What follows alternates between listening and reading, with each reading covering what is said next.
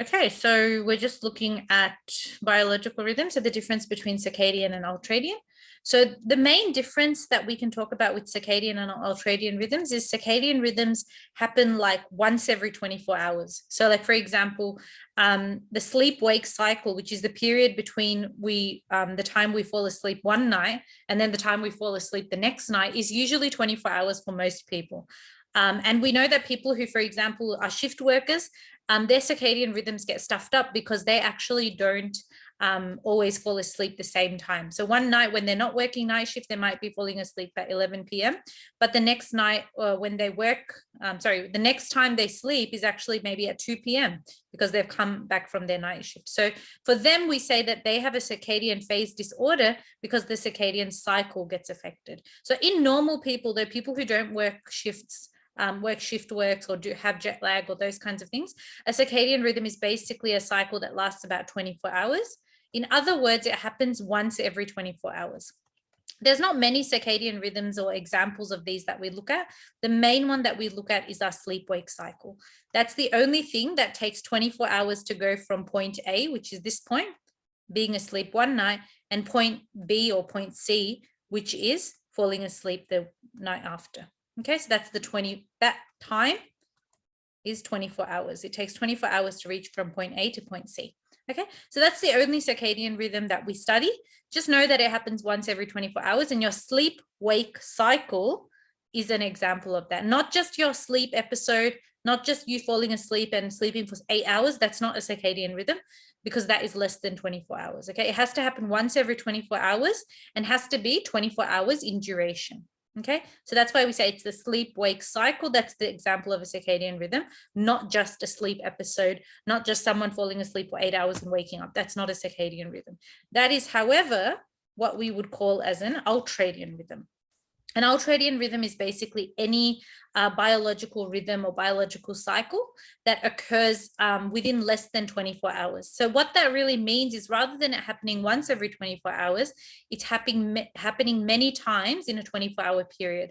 And as you can imagine, there are so many things that we do multiple times throughout the day. And these would qualify as being ultradian rhythms. So things like you feeling hungry. Okay, we don't just feel hungry once a day, we feel hungry, multiple times a day. We go toilet multiple times a day. Okay, things like digestion occur multiple times a day, okay, each time we eat some food. So these are things that operate on an ultradian rhythm, which means that they happen many times in a 24-hour period, okay? The opposite is circadian, which we just looked at, which means they're things that happen once every 24 hours. And the only example we look at for circadian rhythm is the sleep-wake cycle. For ultradian rhythms, there are 3 or 4 examples we've got on this slide. You've got hunger, okay, you've got going to the toilet, even your just normal sleep, like the time it took you to fall asleep last night and then the time you woke up today. For most people, that might be 7, 8 hours or 6 hours. That time is less than 24 hours. So for that reason, that qualifies as an ultradian rhythm. Okay, does that make sense? Yes, thank you. No stress, all good. All right, what other questions do we have, guys? Put them in the chat box or just let me know. Unmute yourself and let me know. Can you explain the 2 different theories? Yes. And there's something in the chat. Yes, I'll also explain the hypnogram as well. Okay, so the theories, okay, we've come across the hypnogram first. Maybe I'll just quickly mention that, talk about that one as well while we're on it. The hypnogram is basically, guys, just a sleep graph. So when someone's sleep is being studied in a lab, we can actually graph their sleep out in a visual way to represent how they are sleeping, as well as how long they are sleeping, as well as how much time they're spending in each sleep kind of stage there. Okay, so when we go, for example, from here, okay, you're awake, and then you go into NREM stage 1, then you go into NREM stage 2, 3, 4. This person's spending quite a bit of time in NREM stage 4. That is the first cycle of deep sleep for them. Then they go back up. Okay, remember we said that for one sleep cycle to finish, it generally takes about 90 to 120 minutes. So some people are about finish their first sleep cycle at kind of this point. Okay, some people, it might even go up to 2 hours there. Okay, so the basic idea is, guys, this person has finished their sleep cycle at this point, and then they're going back up, and you kind of do a reverse thing where you go, okay, NREM stage 4, go back to 3, go back to 2, go back to 1. Then you start your first cycle of REM sleep.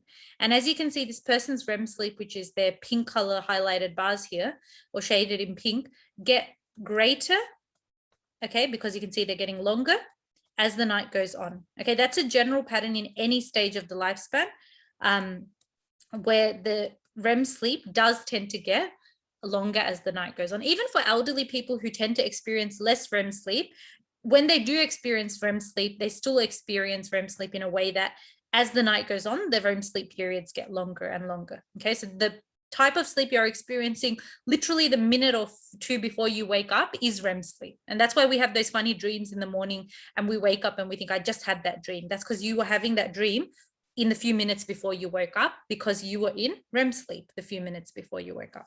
Okay, that's what the hypnogram is. So you just need to be able to read the hypnogram in terms of looking at the sleep duration, which is looking at the number of hours here. Most adults sleep for 8 hours, so that's why the hypnogram kind of ends at 8 hours there. And also looking at the periods of REM. Now, in an infant, for example, if this was not an adult and if this was a hypnogram for an infant, we would see a lot of changes. One of them being the sleep duration would be longer, obviously. That'd go all the way up to 16 hours. Another thing being that these periods of REM sleep are going to almost be equal to the periods of NREM sleep. Because remember, we said to ensure equal brain and body development, an infant or a newborn baby generally goes through those stages equally. Okay, so that's the basic idea. Look, we're not really going to give you a hypnogram in the SAC. Let me just be straight out with it. The reason we teach you the hypnogram is more to do with the exam. Okay, in previous years, I've only ever seen the hypnogram being assessed in the VICA 2017, 2019 as well. I think it was, yeah, I think it was only assessed twice and it was always in multiple choice. So you always have options there. Okay. And the one that's I think in your book as well was in the form of a multiple choice question, just so that when you see this, you don't get panicked. Okay. That's the reason we're really going through this. You need to be able to at least read it, so it doesn't look like mumbo jumbo to you, in other words. Okay. Alrighty, so what other questions do we have? Can we go over the practice SAC? Look, after we've clarified any content related stuff, I can go through the practice SAC. If there's any specific questions from the practice SAC you want me to go through, just look over that and let me know. Okay, what do the two different sleep help to do? Okay, so I'll go to the theories. That's again the theories of sleep. So I think 2 or 3 people have that same topic question, so I'll just go there.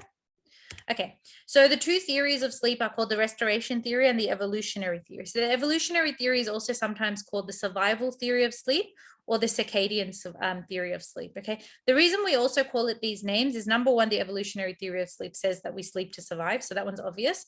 The other one is saying that as a part of our circadian cycle, that 24-hour cycle, we are kind of programmed biologically to sleep after a specific time. That is, no one's going to be getting up, going to work, or no one should be getting up and going to work at 2:45 a.m. in the morning. Unfortunately, though, there are people that do experience that. That's not normal. And we see evidence for why that's not normal, because these people actually develop circadian phase disorders, like shift work related sleep issues or jet lag related sleep issues. Okay, so that's the basic reason why. Evolutionary theory also has those 2 other names. So with the restoration theory of sleep, NREM sleep is to do with the body, REM sleep is to do with the brain. Okay, so REM sleep helps you to replenish your brain resources, like your brain cells. It promotes growth and development, promotes establishment and strengthening of your synaptic connections in the brain, and basically promotes LTP and all that stuff. NREM sleep, on the other hand, is more to do with your body's muscles and tissues. So for example, if you've been hitting the gym and you've got like micro tears in your muscles, NREM sleep helps to restore that. NREM sleep helps you, if you've got back pain, for example, and you have a nice rest, your back pain might reduce. So basically, NREM sleep is for physical growth and physical development. REM sleep is for mental or cognitive related growth and improvement. Okay, and the focus of NREM sleep is the body, whereas REM sleep is more to do with the brain, simply because the brain plays a big role in learning and all that stuff, and memory and stuff. Okay, so that's the basic idea there. Okay, let me know if that's not clear enough for the theories, and I can explain it a bit more. One thing also with the theories, guys, you need to be able to evaluate each theory. So you need to be able to give, remember I said you need to know 2 strengths and 2 limitations for each of the theories. So just remember the limitations are actually, the strengths are actually quite similar across both. Okay, both of them basically talk about give us an understanding or extend our understanding about the purpose of sleep. That's common to both of them as a strength. Another thing that's another thing that's specific to restoration theory of sleep is that it addresses the need for us to sleep as humans. Okay, that we have a health or a medical related need to sleep. Whereas with the evolutionary theory, you can talk about how it acknowledges the circadian rhythm and provides existence for this idea that we do operate on a 24-hour cycle of when we sleep and when we wake up, kind of thing. The limitations, again, you can look at common limitations that address both. For example, both theories, both the evolutionary theory and the restoration theory, don't talk about impacts on mental health, don't talk about how sleep might be useful for people with anxiety or depression, for example. Okay, and both theories also have limited experimental evidence. Okay, people haven't really gone and conducted experiments so much on these 2 theories. They're just, again, theories. They're proposed models or proposed ideas of thinking about a topic, but they don't have a lot of experimental evidence to back them up. So these 2 limitations are common for both evolutionary theory as well as our restoration theory. So if you want to minimize your learning, you can just learn those 2 if you want. Okay, that's the basic idea there. Okay, so non-REM is for the body and REM, yes, correct. So non-REM is for body growth, body development, muscles, tissues, nerves, all that stuff. REM is more for the brain, to do with the synaptic connections, to do with the consolidation of memory, replenishing brain cells, all that kind of stuff. Okay, can we go through the effects of sleep deprivation? And then another one, how a sleep diary could collect both qualitative and quantitative data. Yes, so sleep diaries, I think, hold on. Sleep diaries, I can't remember which chapter sleep diary. I think it was in chapter 9, no, chapter 8. I need to stop flipping through everything. Okay, it's chapter 8. So I need to go back to chapter 8. Let me just open that up. And then I need to open chapter 10 as well. Miss, do you know the EEG, EOG, and whatever? Yep. So they're objective, and then the video video monitoring and the sleep diaries, they're subjective. Yeah. Yes, correct. Exactly. All right. Yeah, I'll just do a quick run through of all of them while we're at it. So with the methods used to study consciousness, electroencephalograph, like Safa just said, it's objective, which means that we can't manipulate that. Okay, if I'm experiencing beta brainwaves in my head, I can't manipulate that to show differently on the monitor. It's an objective thing because our personal opinion doesn't influence the results there too much.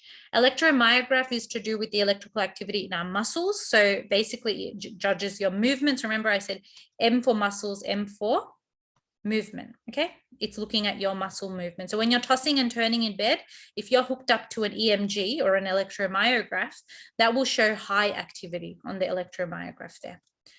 Miss, is this also objective? Yes. So all of the E's, all of the EEG, EMG, EOG, all of the E devices are objective devices. They're also known as physiological, which means that they're physical or biological techniques for measuring consciousness, and we can't really manipulate them too much. Okay, so these 3 are the objective ones. And then measurement of speed and accuracy can also be considered to be an objective one. Okay, it's not classified in the same heading, but you can consider measurement of speed and accuracy to be objective, because if I've been given, if someone's timing me to run a marathon, I can't really change the time on that stopwatch. Okay, if I've done a quiz, I can't go back and change my answers before the teacher starts marking it. Okay, so speed and accuracy are also quite objective in that sense. Miss, speed and accuracy are affected by the person or not? Say it again, sorry. Will speed and accuracy be affected by the person or not? No. So a person can't influence, with sleep diaries, like we can lie on a sleep diary. We can't really do that with speed and accuracy. So we would say speed and accuracy are also objective, not subjective. Okay. So when we're looking at subjective reporting of consciousness, and I think one of you asked about sleep diaries as well, with the subjective reporting of consciousness, people who are, for example, have their sleep monitored in a sleep lab, video monitoring doesn't seem like it's subjective because it's like a video and it's right in front of you. But remember, if this lady is monitoring somebody's sleep, okay, she's monitoring their sleep for me. Maybe I'm her boss, okay, and I want her to give me the results. I can only gauge that person's sleep based on what she tells me, okay, based on what she makes of a situation. If someone is tossing and turning in bed a lot, but she sees that as something that's normal and she doesn't really bring it up to me, then obviously I'm not going to be able to identify that maybe that person has a bigger sleep issue. So video monitoring is a confusing one, but it's an example of a subjective reporting method because the person observing you through that video monitoring can choose to see what they want to see, if that makes sense, okay? And it's really dependent on how they make judgments of what they see in front of them, okay? So it's not as objective as the other previous methods we've looked at. Sleep diaries. So sleep diaries can collect two types of data. And this was one of the questions, I think, in one of the practice sets as well. You can collect quantitative data and qualitative data. So quantitative data means, for example, I might get the sleep diary. And one of the questions in the sleep diary might be, how many hours did you sleep the previous night? So if that person says something like, oh, I slept 8 hours, that number 8 is quantitative. That's numerical data. If I say, okay, describe how your sleep was last night, and the person says it was restful, or the person said that it was interrupted, or the person says that it was, it was satisfactory. Those are all descriptive words, using actual words like adjectives to describe your sleep. And for that reason, that would be an example of qualitative data. So that's how a sleep diary can be used to collect both quantitative and qualitative data. Another example of quantitative data is asking that person to rate their sleep on a scale, one being very one being very disruptive and 10 being extremely restful. And they might say, okay, I think my sleep last night was a 7. Okay, so that's another example of how we can collect quantitative data using a sleep diary. Okay, but again, sleep diary and video monitoring, we call them subjective because they are prone to inaccuracy, particularly with the video monitoring. We might make an inaccurate judgment of what we see in front of us if we're monitoring that person's sleep. Especially with sleep diaries, people can lie. Like I said, when we first started this topic, people can pull an all-nighter and they might write in their sleep diary that they slept for 10 hours, okay, but they actually didn't sleep at all. So people can lie, and there's no way for you as a researcher to stop that from happening, unless you've got them in a sleep lab and you're watching them. But if they're sleeping in their real homes, then you can't really do much there. Okay, so those are the subjective methods of reporting. Okay, the next topic to go through is, okay, so we've gone through sleep diary, effects of partial sleep deprivation. And then what else do we have? Sleep disorders, okay. Will we have to analyze any graphs in the SAC? No, no graphs in the SAC. If you mean hypnograms, then no, there's no hypnograms and no other graphs there. Just mainly it's scenarios like we always do. Just confirming, is our SAC after school? Yes, our SAC is after school tomorrow. It's going to start at 3:45. And the Zoom, I'll put the Zoom link up this evening. Okay, what's the difference Miss, between WC and yes? Miss, would there be a question like linking the consciousness and sleep disorders? What do you mean by linking consciousness and sleep disorders? Like would you guys like ask how it's shown or something like that? Like, oh, you mean like, for example, like how would we measure whether someone's yeah, in, stage 1 sleep or stage 2, like that? Like what would it show on the device? yeah. Yeah, it's possible. It is possible. Yeah, that Okay. is something. For example, and that's why you guys need to know this is chapter 8. I'll go back to chapter 9. This is where you really need to know the oh my god, I just realized I wasn't sharing screen for that section that I just explained. Oh god, why did anyone tell me? Okay, never mind, let me go back. You did. Was I? Yeah, we saw it. Oh, We could see okay. it. Oh, okay, that's weird because I don't know, because I flipped back to chapter 8 and I don't know, it still says I'm on chapter 9. Anyway, doesn't matter. Okay, I'm back on chapter 9 now. Let me just double check that I am. I'm back on chapter 9. Okay, so when I look at chapter, no, I'm not. I'm on chapter 8. You're on chapter 8. My screen Now- is doing something. Now Okay, you're you're on 9. Now I'm on 9. Okay, good. So, okay, my brain just had a complete blank. What was I talking about? Oh yeah, this table here. So this table here, you don't need to know it word to word, but you need to know the basic idea. For example, in stage 2 NREM, we're likely to see more, more theta waves and less alpha waves. Or in stage 3 NREM, we're likely to see more theta waves, but delta waves are slowly starting to come in. And stage 4, for example, is deep sleep. So DE for deep, DE for delta, like that. These are the key features. So very, very important to know this table and understand it. That's about it. Look, We won't have like Yeah. the link between the consciousness and like the sleepwalking or something like that, right? Look, if you look at sleepwalking tends to happen in the deeper stage of sleep. Yeah. So that happens in NREM stage 4. So if I asked you, for example, if you were to be asked a question in the SAC or in the exam about something like, okay, this person sleepwalks, what kind of activity would we see on, an EMG when they are sleepwalking? So obviously, because they're sleepwalking, there's a lot of muscle activity. So you would say high, moderate activity there. Then you, okay. Yeah, like that. Not like, yeah, I think that's what you mean. Yeah. Yeah. It'll be Thank like you, that. Miss. Yeah. All right, thanks. No worries. Okay, so I need to go to the chapter 10 now.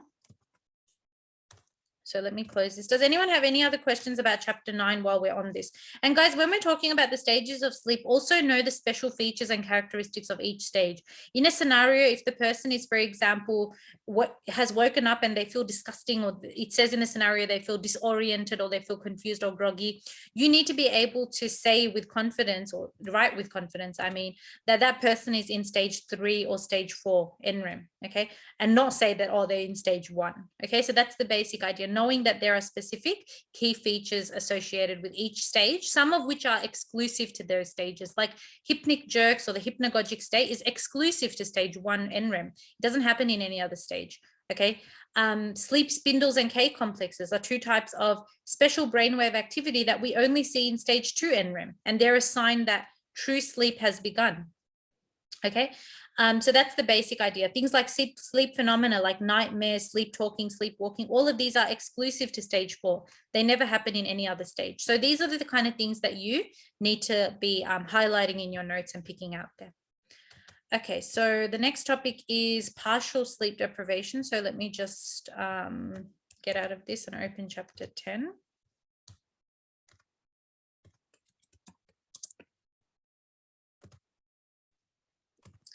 Okay, what other topics do we have? Is the SAC long? It's just the same as every other time. So 20 multiple choice questions and 30 marks worth of short answer. But like content-wise, did you make it hard? I don't think so. I think it's just the normal level that it always is. There's no research methods in it, so it might be easier for some of you in that aspect. But it's just scenarios, lots of scenarios. Some not definitions, but some like distinguish between this, distinguish between that kind of stuff. Just nothing too hard, nothing that's new, basically. Okay. Yeah. All right, so I'll go to the effects of partial sleep deprivation. So when you're partially sleep deprived, that means when someone doesn't achieve the normal amount of sleep that they should usually have, they experience partial sleep deprivation, and they can experience one of 3 effects there. Am I sharing the screen? Miss, you know how you mentioned that we're not really going to be focusing on total sleep deprivation? Is it because it's not part of our study design, or? Yes. Yeah, so it's not a part of our study design. We haven't, it used to be a part of the study design. So older questions that you look at in your checkpoints might reference it. But at the moment, we only look at the effects of partial sleep deprivation. I'll also give you another reason why. The other reason is that the kind of effects that we see when people are partially sleep deprived, for example, if I'm operating on like 3 hours of sleep per night, I've still gone to sleep, but it's only been for 3 hours. That's very different from me, for example, pulling an all-nighter every single day of the week and not getting any sleep. The kind of effects that you have from not sleeping at all are very different from the kind of effects you have from just missing a bit of sleep. For example, people who have total sleep deprivation report hallucinating, seeing things that aren't there, hearing things that aren't there. They report feeling pain a lot more intensely than people who are just partially sleep deprived. And those are effects that we don't want to mix up with the ones that we're currently learning. Okay, so that's the reason we only look at partial sleep deprivation, and the study design only focuses on the partial sleep deprivation. So the 3 types of effects are affective effects, behavioral effects, and cognitive effects. Okay, so affective effects basically look at our changes in mood or changes in emotional state, or in our ability to control or manage emotions. If someone in a scenario is, for example, is operating on very little sleep, and they go to school and someone just does a really minor thing to them or just teases them for fun and they start bawling their eyes out, that is an example of the affective effect of inability to control emotions affecting them. Okay, if someone gets annoyed and snaps at someone, okay, that's an example of an intensified emotional display. Okay, if someone gets irritated by someone next to them and that person hasn't even done anything, that is an example of irritability. Okay, if you're showing increased rage or aggression, or you can't control your temper, that's an example of increased aggression. Okay, so that's the idea there. So those are some examples. Behavioral effects are just basically changes in the way someone is behaving, okay, as a result of being partially sleep deprived. In a scenario, just look for changes in the way the person acts, and those changes can be observed by other people, like not showing up to work, for example, because you're just too tired to wake up. Or, increased behavioral difficulty, so children playing up, reduced ability to, dodge something that's being thrown at them, okay, reduced ability to maybe hold something in your hand, so you've got reduced hand-eye coordination. Okay, so if you've got a cook and they're cooking something, they're fumbling, they're dropping everything, they're dropping all the utensils and all the plates and stuff, so they've got that reduced hand-eye coordination. Then other people can see that. That's the main aspect of the behavioral effect. And the cognitive is basically if the person in your scenario or in your situation or question shows any issues with the way they think, the way they learn something, it's taking them longer to learn something, it's taking them longer to put something in memory, or you've told that person something and they literally forget it after a minute, that's an example of a cognitive effect. Okay, so these are just some examples there for you. And we had our memory tip as well there. Okay, alrighty, let's have a look at what other topics we have. Miss, is there no physiological impacts for affective and cognitive? For affective and cognitive, no, not really. The reason that there's no physiological, we can make there be a physiological for affective and cognitive, but it would be kind of stretching it too much, if that makes sense. And then we'd have to go learn extra stuff. And yeah, we can link it back to cortisol, we can link it back to the immune system and the effect of not having enough sleep causing stress, but it's kind of stretching it. If you want to think about it that way, you can make those links as well, but as per the book, it doesn't expect you to. Oh, okay. Yeah, thank you. All good. All right, I'm looking at the other topics now. So is there anything else from chapter 10 that you guys need help with? And we'll be on unmute when we do. What do you mean by unmute, Roman? Do you mean muted or? No, like for some of the SACs, when we're doing the actual SAC, we unmute and we have to have our cameras on. So will we be doing that, or do we just stay on mute while during the SAC? We could be on unmute, but the only issue and the reason we don't do it is because then there's too many disruptions, because some people's learning environments are quite loud. So we probably won't be doing that. We'll just stick to our normal strategy that we always do. Yeah, so cameras on, nice, clear, and we can see everything, but yeah, it'll be muted. Okay, right, what other questions? So wait, there's one. What's the difference between normal waking consciousness and naturally occurring altered states of consciousness? Okay, that's a good question. So let me go back to Miss Lou, before you move to chapter 8, are you on chapter 10 at the moment? Yep, I'm on chapter 10. You know that BT thing, so when you're Bright light therapy, yeah, can you just like a brief summary, just to make sure I know Yeah, I'll do that. So you can see my screen, right, for chapter 10? Yeah, I can. Yeah. Okay, good. I don't know why my screen share thing is doing something funny. Okay, so yeah, BLT is just bright light therapy, and it's basically when you expose a person to safe amounts of light. Now that light can be natural. Some BLTs actually use more natural kinds of light that imitate the sun, or it can be artificial light as well. Look, it doesn't really matter which one you use. The brain sees most light in the same way. Except if it's blue light and all that stuff, that's not as safe. But when we're talking about safe amounts, we're talking about amounts that are appropriate for our sleep issue that we have. Okay, if you've got more insomnia, or you've got a bigger sleep issue, or you've got more jet lag, you might need to have a higher intensity, which basically means you've got to crank it up in terms of the bright light. Okay, you've got to put it up in terms of the intensity. So that's the basic idea with bright light therapy. You're being exposed to safe amounts of natural or artificial light for a specific amount of time each day. And what that light does is that light actually helps to adjust your circadian rhythm. It helps to adjust your sleep-wake cycle to the time that you prefer. Remember, we said that when we were learning about circadian phase disorders, we said people who have circadian phase disorders like adolescent sleep-wake cycle shift, for example, where the adolescent sleeps a lot later into the night, they can't go to sleep, and they wake up at the same time for school, and they're exhausted, they can't even get up to go to school. It's a really good idea to put the adolescent in front of a light box, which is what that's called. That's the light box that we use for bright light therapy. Okay, we put them in front of the light box, and they're sitting at a safe distance there where the light is not kind of burning their skin or causing any harm. And then basically they sit in front of that for about 20 to 30 minutes. And after that 20 or 30 minute bright light session, that light has actually now signaled to the brain to kind of stop the release of melatonin. Okay, and melatonin is our sleep hormone. So when melatonin release is stopped in the morning, that basically makes us feel more alert. It's kind of like an on switch. When melatonin stops getting released, the on switch in our brain kind of activates, and we become more wakeful and more alert and ready to face the day. Just to give you a bit of idea, in the evening when we come back from school, or when we come back from wherever we've been, as it gets darker and darker and there's less light around us, natural light at least, what actually happens is that melatonin starts to release again. So melatonin kind of goes into the cave when you wake up in the morning, into the cave of your brain or whatever, and then it comes back out, or it's released back out in the evening. And that's why you feel sleepier in the evening time or in the night time compared to feeling sleepier at, let's say, 11 a.m. or 12 p.m. in the day.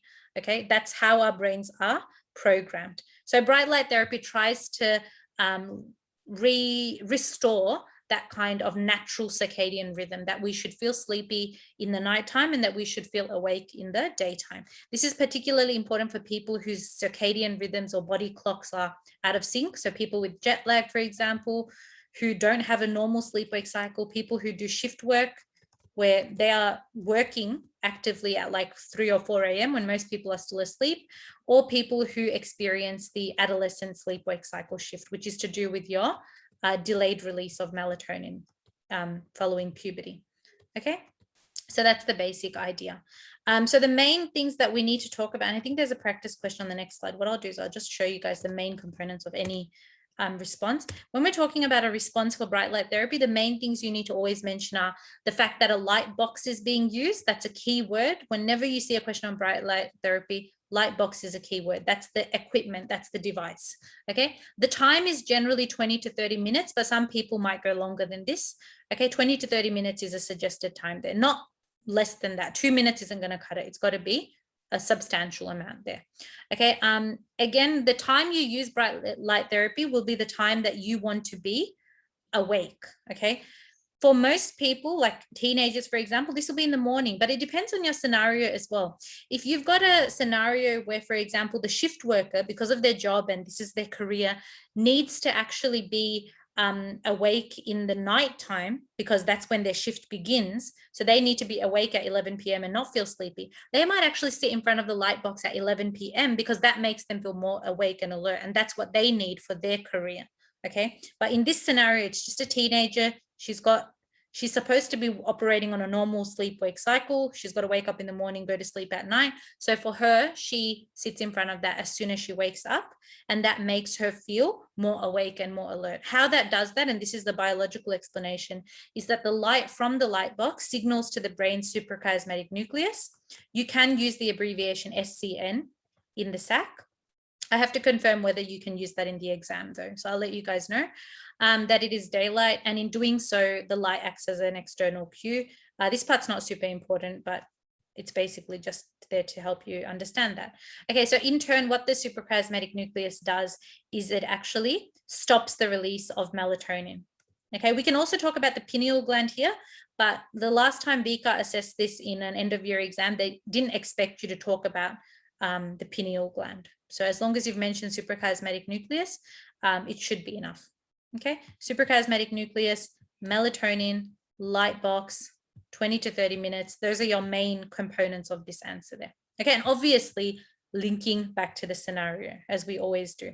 Okay, if you don't link back to the scenario and just write a general answer, you will automatically lose 1 mark there, okay, or 2 marks, depending on how many marks the question is worth. Okay, so that's the bright light therapy. Okay, any other issue? I know bright light therapy is probably one of the hardest topics in chapter 10. It can be confusing. Are there any other questions about bright light therapy? I'm happy to explain it a bit more if it's still confusing. Miss, so bright light therapy is basically to make us feel more alert and awake. Correct, yes, because when you look at the light, your brain stops releasing melatonin. That makes you feel more awake. So whenever you look at that light, you feel awake and alert, yeah? Yes, because melatonin stops getting released. All right, So this okay, is kind thank of you. like the pattern that we see in bright light therapy. Hold on, I'll see if I can open up a text box. So see light from light box, and that then leads to melatonin stops getting released. Can't write anything. Okay, and then this means you feel more awake. Okay, so this is the basic idea. Okay, and the bright light therapy works for most people because it basically works with what you already have. Okay, we already have melatonin getting released and then, you know, stopped. Sorry, we already have melatonin getting released in our brain in the evening, and we already have it stop, you know, not getting released in the morning, okay, or we have its release being stopped in the morning. So what we're really doing in bright light therapy is, rather than using the sun as our light source, look, not all of us get up in the morning and skip to our backyard and sit in the sun for 20 to 30 minutes. It's not practical, okay? So the bright light therapy is a way that you can come from the comfort of your own bedside, take the light box out and sit in front of it. You don't even have to go to a separate room. It's all very convenient. Okay, so that's the basic pattern there. Whenever melatonin stops getting released, or its release is suppressed or blocked or prevented, you start to feel more awake and more alert. Okay, that's the basic rule. Okay, the basic rule, if we're really going to simplify things, is that light brings on wakefulness and dark brings on sleep. Okay, this is why people who have sleep onset insomnia are told as part of their you know, a treatment, that after, like, let's say 6 p.m., 7 p.m., after the sun's setted, after the sun has set, sorry, you should obviously just not have too many lights in your room. Keep the lights really dim in your household. Don't have really bright white lights all around your house. Have very kind of warm lighting that's very dim and that kind of stuff, because that will promote better sleep for you compared to having a house where every single light in the house is on. Okay, that's the idea. Okay, so let's see, what other questions do we have? What is the difference between normal waking consciousness and naturally occurring altered state? Yeah, so the difference between normal waking consciousness and a naturally occurring altered state is that naturally occurring altered state, even though it sounds like it's natural and it's normal, it's still an altered state of consciousness. So when we're talking about sleep, for example, sleep is a naturally occurring altered state of consciousness, because we don't have to, most of us who have healthy sleep patterns, we don't have to bring on sleep. We don't have to do something that brings on sleep. Sleep comes automatically when we're tired, okay? And most people, even if people try to pull all-nighters and try to stay up as long as they can, they will eventually fall asleep. And that's, again, evidence that sleep occurs naturally. It's not something like, for example, for me to be drunk, I would have to go and drink alcohol. I have to do something to get there. Okay. But with sleep, you don't always have to do something to get there. Only exception being people who have sleep disorders like sleep onset insomnia, or people who have like circadian phase disorders, they may experience issues. But for the majority of the healthy population, sleep comes naturally. Normal waking consciousness is a completely separate category from naturally occurring altered state of consciousness. It's just talking about the normal state of being awake and alert and aware of everything that's happening around you in the environment, as well as everything that's happening inside you, inside your body. Okay, for example, if I walk outside, you know, and I see the cars on the road or whatever, and then I also feel like my stomach is rumbling and I'm getting hungry, that's an example of normal waking consciousness. I'm aware of the cars on the road and the people walking by, but I'm also aware of what's happening inside me. Okay, that my stomach has started to rumble, that I'm getting hungry. So that's basically what normal waking consciousness is. Okay. Another question about bright light therapy: is bright light therapy only used in the morning? No, that's what I was saying. Like with most of our scenarios, like for example, sleep-wake cycle shift in adolescence, it's used in the morning, but it can be used at other times of the day as well. So like I said, with the shift worker, for the shift worker, you have to remember that for you might be waking up at, let's say, for you as a school student, you might need to wake up at, let's say, 9 a.m. or 8 a.m. Okay, that's your wake up time. Okay, but that's not the wake up time of every single person on earth. We know that there are people who, for example, do shift work. Okay, and some people who do shift work, they go into work at 9 p.m. Okay, p.m. They need to be awake at 9 p.m. That's when their work day starts. So for those people, they would use BLT at maybe 8:30 p.m. So this is in the evening, before they go for their work shift. So before, for example, a nurse goes to the Royal Women's Hospital where she works, she might do BLT in her home at 8:30 p.m. and that light makes her feel awake and alert. And then she goes to work and she's like, okay, ready to face the day. Which patient do I need to see? What's going on? Okay, because her day starts at 9 p.m. So in the exam, if you get a scenario that talks about a shift worker and it says, how can a shift worker use bright light therapy?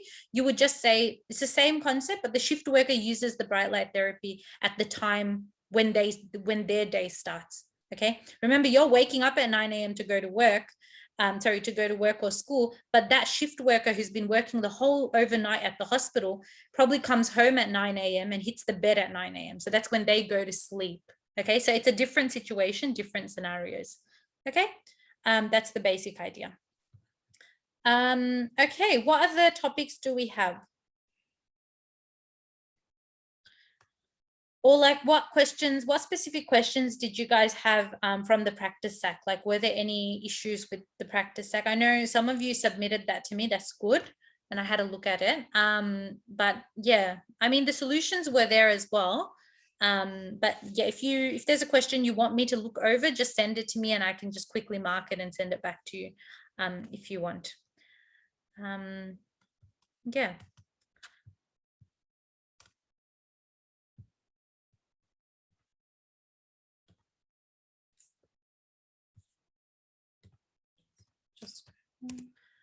Alrighty, so just let me know what other topics you want me to explain. And then I can maybe look into those.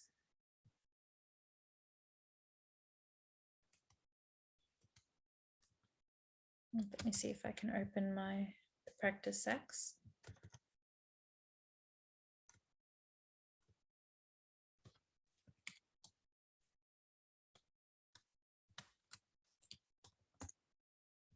Wait, so Miss, if our SAC's after school tomorrow, what are we going to do period 1 and 2?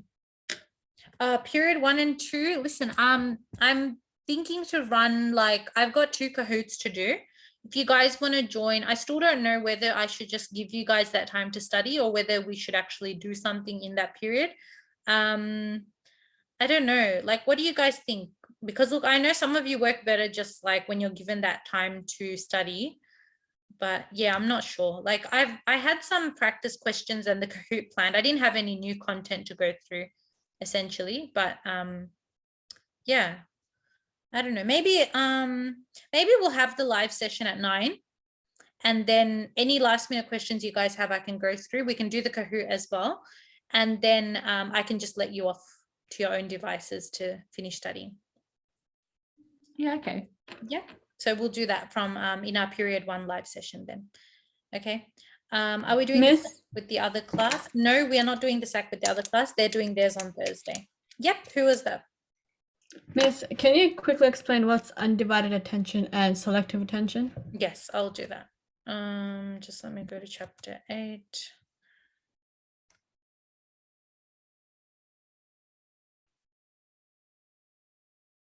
Here we go. Okay. So when we're talking about, did I share this? Miss, I can't see it. Yeah, I know. I'm just sharing the screen now. Okay. Oh, okay. Yeah. So when we're talking about attention, we're talking about 2 main types of attention. So attention is basically important, and we link it to consciousness because if consciousness is our level of awareness, then attention influences our consciousness. Okay. Because attention is, if you're paying attention to something, you're aware of that thing. Okay. So without attention, we're not really fully conscious of anything. The 2 types of attention that we look at are related to 2 of the later topics called controlled processes and controlled and automatic processes as well. And I think in that slide, we repeat these keywords as well. Okay, so with selective attention, that's when you're focusing on one specific thing and you're not really doing multiple things at once. If you're working on a hard maths question, for example, or if you're making a new recipe that you've never made before, you will be paying like full attention to that task because you've never done it before and you're not familiar with it. So selective attention is when you choose or you select a specific thing or stimulus to pay attention to, and you only pay attention to that stimulus and you avoid or distract yourself from all other things. So you exclude all other things and your attention is only on that specific thing. Okay. Okay. Divided attention, on the other hand, is when you're able to distribute or divide your attention across many different tasks, or we say 2 or more tasks at the same time. So for example, this man probably irons his shirts every week, probably carries his baby all the time, probably reads his emails all the time. So these task number 1, task number 2, task number 3 are all familiar and easy tasks for him. Okay. The basic rule is that the easier the task is for you, the more likely you will be to use divided attention for that task, and the more likely you will be able to multitask, as this man in the picture is doing, while doing that task. Okay, we can only multitask with things or activities that we're used to doing. Okay, if you're going for your driver's test to get your Ps, you're not going to be changing the radio, speaking to your mum on the phone, and driving at the same time, because the drive test is it's still new. You're not a professional driver or a complete full licensed driver yet. You'd be focusing on everything that you do, and you'd be using selective attention for that. So for you, driving on the drive test before you've got your license is an example of a controlled process. Okay, it's a hard thing for you to do, and you've got to put your full attention to it. However, you might be watching this Zoom now, or listening to the Zoom, and you might be texting someone or emailing someone on the side. And these are things that you guys are familiar. We've been doing e-learning for so long. Paying attention to a Zoom is now an easy task for most of you. Okay, texting on your phone has always been easy for everyone, okay, of this generation. So divided attention is something you can use for those tasks, because those tasks are easy tasks, and we say for that reason those tasks use automatic processes that are so automatic they just come to you. Okay, they just come to you and you don't have to think about doing them. Whereas a 90 or 100-year-old person might not be able to text as well on their mobile phone as you do, because that task is a controlled process for them. So depending on who you are and depending on what task we're looking at, a task might either be a controlled, difficult task for us and one that we use selective attention for, or might be an automatic and easy task for us, and that's one that we can use divided attention on. Okay. So then, Yep. Yeah, it does. Yeah. But Miss, for example, in altered state of consciousness, what happens to our selective and divided attention? So usually with an altered state of consciousness, it really depends on which type of altered state of consciousness you're in. usually when a person is, let's say, sleep deprived, and this is a really interesting concept, when a person is really sleep deprived, they are actually more likely to do better on tasks that involve controlled processes where they have to put their full attention and thought into it rather than automatic processes. This is why people who are full licensed drivers who've been driving for 30 years, they're sleep deprived and they get behind the wheel and they crash because they took driving for granted. They thought, oh, it's such an easy task, I can do it easily. And they didn't pay much attention to it. Whereas if you were sleep deprived and you came into your method SAC or your biology SAC or some SAC that was a very difficult question, where there was a very difficult question, even though you're sleep deprived, your ability to focus on that question and your ability to exercise your brain enough to understand what the question is asking you actually causes you to be able to use selective attention better, okay? Because you're not bored to death. In contrast, if you were sleep deprived and you come to class the next day and I'm just explaining the content and you're not exercising or using your brain actively, you are more likely to sleep in class and you are more likely to use divided attention there. So maybe talk to your friend while copying notes on the board, because that's something that's not activating or exercising your brain as much, okay? Again, there's no clear-cut answer to your question, Safa. It's just a matter of which altered state of consciousness you're in, okay? Someone who's drunk is going to be less able to use selective attention because of the cognitive distortions and cognitive impairments that come up as a result of their altered state. So it depends on the altered state of consciousness that we're looking at. Okay, because I saw that as a question in the practice SAC. Yeah, which question was that? Let's have a look at it. Then I can. No, Miss. Yeah. No, because I was watching a Jolie before I did that questions, and he goes, "Oh, if a person's in an altered state of consciousness, would they be able to do complex tasks better or simple tasks better?" Again, it depends on. There's not enough information in that question to actually like answer that properly, if you know what I mean, because yeah. Different altered states of consciousness have different effects on your attention. Some, like drug-induced and alcohol-induced ones, affect your ability to pay attention to things a lot more compared to just being sleep deprived. So I think if you wrote your answer with that kind of a context, saying that it depends on the scenario and then give an example, then it should be enough. Okay, thanks, Miss. Yes, no worries. And we wouldn't ask you a vague question like that. Like we'd always give you a scenario and give you the context there. So you have something to work with. So don't stress about that question too much.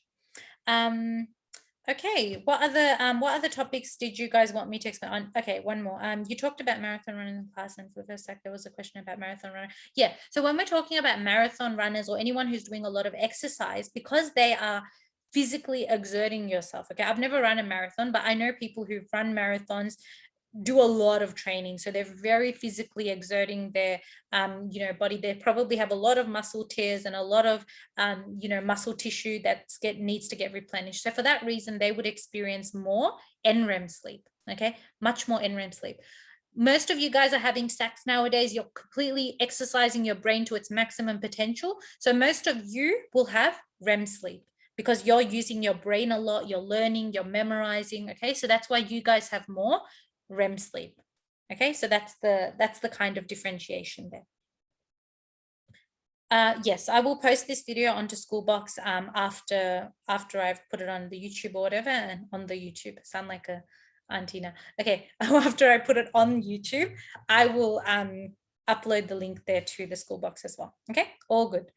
Any other questions, guys, about anything about the SAC? We have a live session tomorrow as well, so if you do come across any questions as you're studying tonight, you can just ask me tomorrow morning as well. That's not an issue. So just again a reminder that tomorrow morning we'll be doing a 2 Kahoots, okay, one for consciousness, one for sleep. Or I think I combined them actually. Anyway, one big Kahoot. We're going to do one big Kahoot tomorrow, and also just a few other like light practice questions, like past exam style questions. Okay, not like, I'm not going to spam it tomorrow. So it's just going to be like some light practice questions. What if we just did the second period too? We've already come to the decision of doing it after school. So we'll do it after school because I don't want to keep, changing the plans. So we'll do it after school. It just gives you an extra period to revise. Okay, yes, Roman, symptoms. Yes, I knew there was a topic I had to go back to. Okay, so symptoms of sleep onset insomnia. Let's have a look at that as well. Okay, clean drawings. Okay, so that means I need to go back to chapter 10. Okay. Miss, do we have to know dysomnias and what's it called? Parasomnias. Do we have to know both of them? You need to know the main difference between the two. I mean, you know that dysomnias are just a type of sleep disorder, and sleep onset insomnia is one example of a dysomnia. And you know that parasomnias are another example of a sleep disorder, but they involve like abnormal sleep behaviors and that kind of stuff. So I guess that's the main difference between the two, if you think about it like that. Okay, so just one is to do with actual dysfunction or impairments to the sleep-wake cycle, which means that a person either has difficulty falling asleep or waking up in the morning. So that's sleep onset insomnia. And one is to do with abnormal sleep behaviors or abnormal sleep events like sleepwalking, sleep talking, all that kind of stuff. We only look at sleepwalking. We don't look at sleep talking. Okay. That's what you need to know. And then you need to know whatever's like on the slide. So the description of the condition, and as we're going to look at now, the symptoms. So for the symptoms, guys, you don't need to know all of them. Okay. I mean, I say you don't need to know all of them for the SAC. It's probably good to know all of them for the exam. Okay. Just because, you know, you never really know what kind of question you're going to get. And it's good to just have a broad understanding there. Okay. For the SAC, just know 3. Again, the symptoms are just the key diagnostic criteria, or we also sometimes call them the characteristics. Okay, they're the key diagnostic criteria that psychologists use to diagnose or determine whether somebody actually has this condition of sleep onset insomnia. Okay, poor sleep quality. Okay, generally if a person says, hey doc, I've been experiencing broken sleep, I keep waking up in the middle of the night, and I can never feel like I've got a continuous sleep cycle where I just hit my head on the pillow and wake up in the morning. It's never like that. That's poor sleep quality. That's fragmented or broken sleep. That's a criteria. Okay, regularly experiencing difficulty falling asleep 20 to 30 minutes after going to bed, even when you've got opportunities to fall asleep. It's not like your baby's keeping you up. It's not like, you know, you drank coffee before bed. You have all the opportunities to sleep and you gave yourself extra time to do that, but still you can't go to sleep. Okay. And then difficulty in going to sleep occurs at least 3 times a week. Okay, that's the number. So we said 3 times a week. Okay, and it has to be experienced for 3 months. So just remember the number 3 there. Okay, 3 times a week has to be experienced consistently for at least 3 months. So you can't say, oh, I haven't been able to sleep last few days and then say, oh, I've got sleep onset insomnia. That's diagnostically incorrect. Okay, you are sleep deprived, but you do not have sleep onset insomnia. It has to occur 3 times a week for 3 months. Also, as we see with any kind of disorder, whether that's a sleep disorder or a mental disorder or even a physical disorder, person experiences impairments or dysfunction in their social, emotional, and occupational functioning, which basically means social means they don't interact with their friends, they might not return their friends' calls. Emotional means that they might not be able to, you know, show normal emotions, or they might just be completely dead in terms of their emotional expressions. And occupational means they don't show up to school or work, they're constantly absent. So it's affecting their life essentially. A shift in their sleep-wake cycle timing. So sleep onset means falling asleep. Yeah. The word sleep onset just means falling asleep. Sleep onset insomnia is basically a type of sleep disorder where you not being able to fall asleep within 20 to 30 minutes of going to bed causes you to also wake up later. So fall asleep later, wake up later. That's the link. Okay. So those are the symptoms. So you just need to know any 3. And if the question ever asks you for symptoms that a person is experiencing, diagnostic criteria of sleep onset insomnia, or characteristics, these 3 terms in a question would mean the same thing, would mean that we're asking you to refer back to one or more of these symptoms in the colored boxes here. Yeah. Okay, is the practice SAC similar to real SAC in terms of hardness and number of questions? In terms of difficulty, yes. Look, I don't think the real SAC is that difficult, but then I say that about every SAC, don't I? I don't think the real SAC is difficult. I think that if you've studied, if you've done the Adrolo questions, like the book questions as we've been going on. As you know, if you've done the practice SACs, okay, if we do the Kahoot tomorrow, if you're all good with those, and if you're all good with the practice questions as well that we'll do tomorrow, I don't think it should be too hard. Yeah, I don't think so. Okay, the one in yellow, how many times does it have to occur for a person to be diagnosed with sleep onset insomnia? The one in yellow is related to the one in the pink and the brown here. So this shift in sleep-wake cycle timing, the person falling asleep later, waking up later, has to happen at least 3 times a week for a period of 3 months. Okay, so for example, a person might start experiencing those symptoms in March 2021. And how many months? So April, May, June. So maybe June 2021, they're still experiencing those symptoms. They might then be diagnosed because that's a 3-month period or 3-month interval there. And that would then cause them to be diagnosed. Okay. And obviously they've got to be experiencing this 3 times a week. You can't just say, oh, I had this symptom 1 time in March and 1 time in June. And oh yeah, I've got sleep onset insomnia. So it's got to be 3 times a week for 3 months to be diagnosed with sleep onset insomnia. Okay.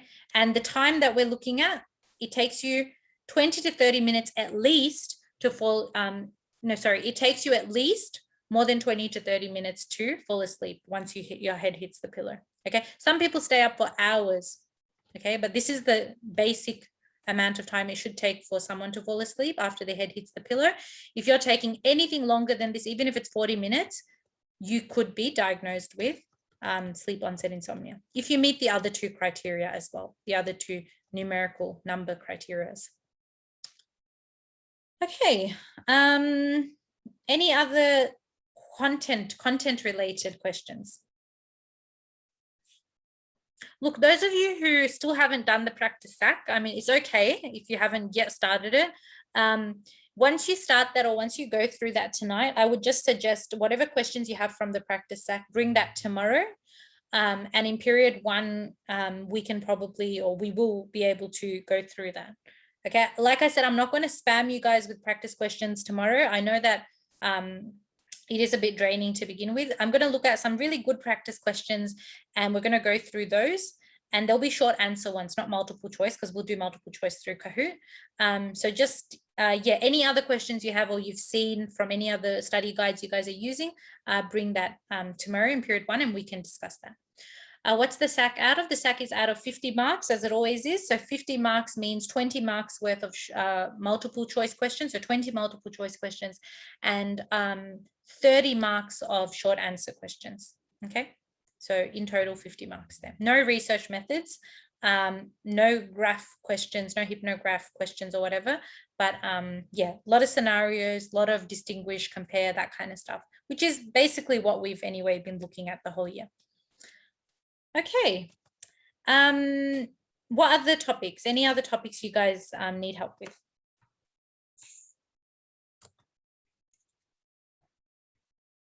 No questions about beta waves and stuff. Oh, no. I mean, like, we can have questions on beta waves. I mean, like, do you mean drawing beta waves? I'm not going to ask you guys to draw the beta waves. But you can be asked, for example, if a person is doing this task, what type of brainwave would they show? So if a person is working on their SAC, what kind of brainwave would they show? And we know we show beta waves when we're busy and we're awake and we're alert. So then you should be able to identify that that's a beta wave. By what you read in the scenario. As per the study design, we don't ask you to draw beta waves. I don't know if you've ever done a question like that in any books you have, yeah, we would never ask you, and Vika would never ask you to draw the brain waves. You just need to be able to interpret the brain waves. Okay. If we say, for example, high frequency, low amplitude, you need to know that that's an example of a beta wave. Okay. You need to know what the characteristics are. More so for your final exam, because that's where they bring out all the hard stops there and all the difficult kind of concepts. Okay. With our SACs, we usually focus more on scenarios. So just think about it in terms of the scenarios there. Okay. Okay. Any other questions, guys, before we finish up for today? Miss, can you quickly just say sleep-wake cycle and the sleep cycle, what's the difference? Oh yeah. So a sleep-wake cycle is basically the time between which you sleep one night and which you sleep the next night. Okay. So basically remember that picture with the boy, and in fact what I'll do is I'll actually open that up so you guys can see that better. Okay. Chapter 9. Yep. Okay, give me 1 second. Yep, this picture.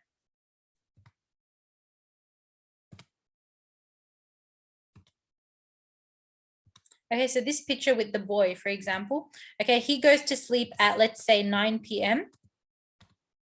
on Monday, okay? And then this is him waking up at, let's say, I don't know, 7 a.m., okay, on Tuesday. And then this is him going back to sleep on Tuesday night again at 9 p.m., okay?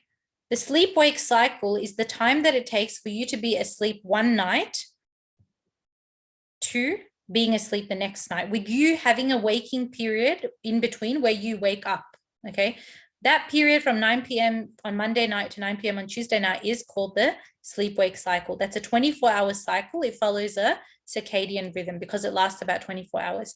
It's called the sleep-wake cycle because you've got the sleep, but then you also got the wake in between where you're actually waking up. The sleep cycle is this by itself, or this by itself. Okay, the person's not waking up and then sleeping again. It's just the one episode of sleep. So for example, this boy sleeping for 8 hours, okay, or 9 hours or whatever it is. The sleep cycle by itself, not the sleep-wake cycle, just the sleep cycle or the sleep episode is an example of not a circadian rhythm, but actually an ultradian rhythm. Okay, sleep, this is what a sleep cycle is. Time asleep, 7 hours, 36 minutes. That's a sleep cycle. You haven't woken up in between and then had your day and then gone back to sleep. Okay, this is the sleep cycle. There's no waking in between there. Okay, with the sleep-wake cycle, you wake up in between, you have your whole day, go to school, come back home, eat dinner, blah, blah, blah, and then you go back to sleep. That's the one full sleep-wake cycle completed. And that is a long cycle because it takes 24 hours. This one doesn't take 24 hours. It takes less than 24 hours. In this person's case, their little smartwatch says 7 hours and 36 minutes. So that was their sleep cycle. Okay? Yeah. That's the main difference between the two. All right. Thank you. No worries. Okay, practice SAC 2, multiple choice, question 14. Let me have a look. Okay, let me just open up the practice SAC.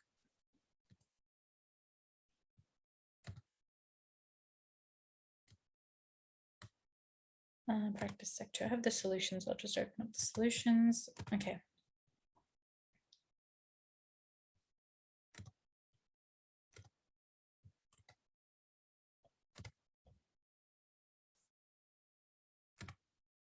Okay, it should be this one. So question 14, was that the question about the scenario with the, yes, the drugs and the party? Okay, so this is the question. So at the formal after party, the students decided to experiment with different psychoactive drugs. Michaela drank 3 Red Bull energy drinks, which contain caffeine. Jim smoked marijuana. Lucky drank 4 alcoholic beverages, and Nicole took a GABA increasing pill. So GABA is an inhibitory neurotransmitter, so we know that that would have a calming effect on the brain. Which of the following is true? Michaela and Jim have had stimulants, whereas Lucky and Nicole. So first thing we can do is we can just kind of annotate the question, and then we can say, okay, Michaela's obviously drinking Red Bull. Red Bull is supposed to increase your energy, and similar to coffee, people drink Red Bull when they're feeling sleepy to give them an energy boost. So this would be a stimulant. Okay, Jim smoked marijuana. Lucky drank 4 alcoholic beverages. So alcohol is again something that, although in popular culture is shown to be stimulating, it's actually a depressant because it calms your nerves and kind of calms your brain activity. GABA is an inhibitory neurotransmitter, and because of that, it's also going to be more likely to cause a reduction or calmness or slowness in your brain activity there. Because it's not exciting, it's not excitatory, it's inhibitory.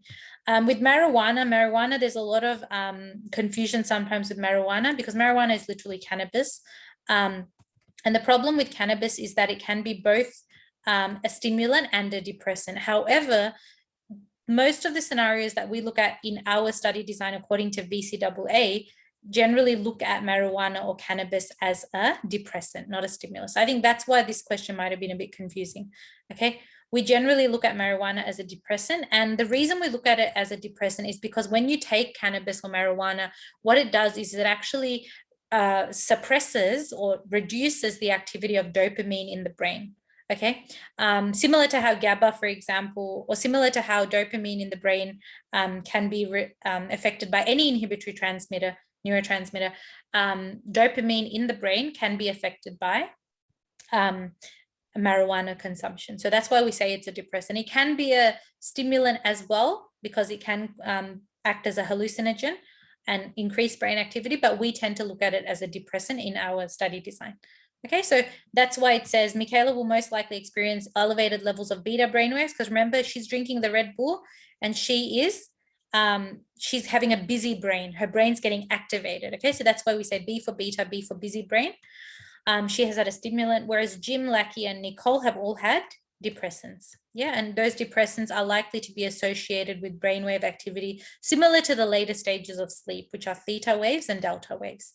Okay, theta and delta waves, when you've got those in your brain is slowing down, it's calming down activity. Okay, this is why when we're asleep in stage 3 and 4 NREM, we have the same brainwave patterns. We have a lot of theta and delta brainwaves. That's because our brain is starting to really calm itself down, allowing us to have a restful sleep for the rest of the night. Does that make sense? Is that kind of clear?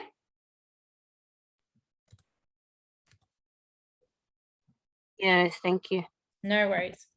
How does it elevate beta waves? Because when we take any kind of stimulant, whether that's a coffee, whether that's caffeine in the form of a cup of coffee, whether it's you know, a drug like ecstasy, for example, whether it's Red Bull, in this case, Red Bull is an energy drink, and most energy drinks contain caffeine. Generally what happens is our brain waves actually become stimulated. There's an increase in brainwave activity, and our central nervous system functioning, which is the functioning of our brain and the nervous system, actually also gets stimulated. Stimulated means that it gets activated or it increases. There's elevated activity there compared to taking a depressant. Okay, so that's the basic idea.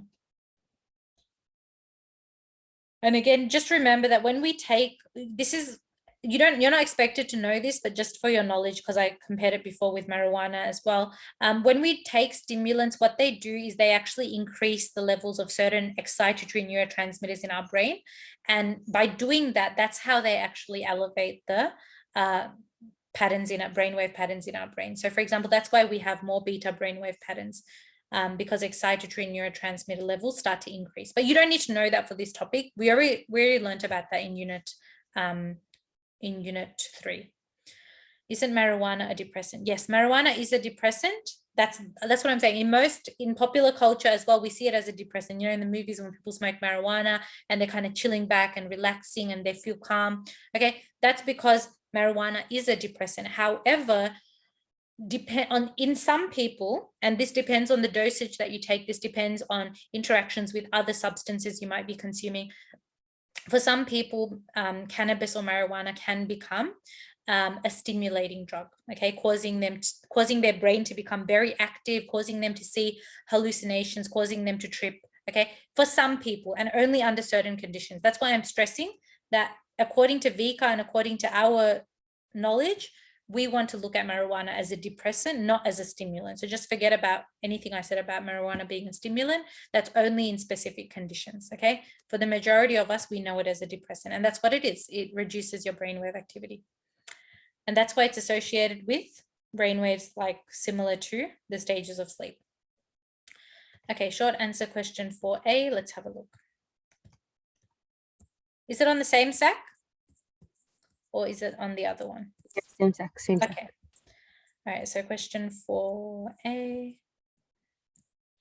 Okay, oh yeah, with this question, guys, in the solutions, they've mentioned a word called REM rebound. You're not expected to know that. I don't know why this solution still hasn't. Okay, you don't need to worry about REM rebound. All you need to say here is, it says Bert started a new job working night shift, so he's a shift worker. In this new job, he's required to operate a machine. Okay, while working night shift and sleeping during the day, Bert experienced an increase in the number of memorable and vivid dreams compared to when he was working day shift. So with reference to characteristics, explain why Bert experienced an increase. Okay, so we said that vivid dreaming, or the dreams that you remember or that are memorable, generally only happen in one type of sleep, and that's REM sleep. So if you remembered that or you knew that, you would straight away write Bert will experience an increase in REM sleep due to his partial sleep deprivation. So that'll get you 1 mark. You don't need to worry about the second criteria here. We don't do REM rebound anymore. That's old study design. I don't know why that's still in here. So just forget about that. In fact, we can make this a 2-mark question rather than a 3. And then REM sleep is, you don't need to worry about the percentage, but you can say REM sleep is when vivid dreaming occurs, okay? And basically that's the reason why Bert was able to experience that. What REM rebound is, I'm not going to expect you to know this definition, but in general, what happens is when we're sleep deprived over many days and then finally given a chance, or finally we've got a chance to go to sleep, we will spend more time in REM sleep compared to NREM because our brain needs to rest. That's the basic idea. Okay, so that's what we talk about when we talk about extended partial sleep deprivation and the type of sleep we fall into after a period of extended sleep deprivation. Okay. Any other questions? Oh, good. Alrighty. What we might do then is I might just stop the recording here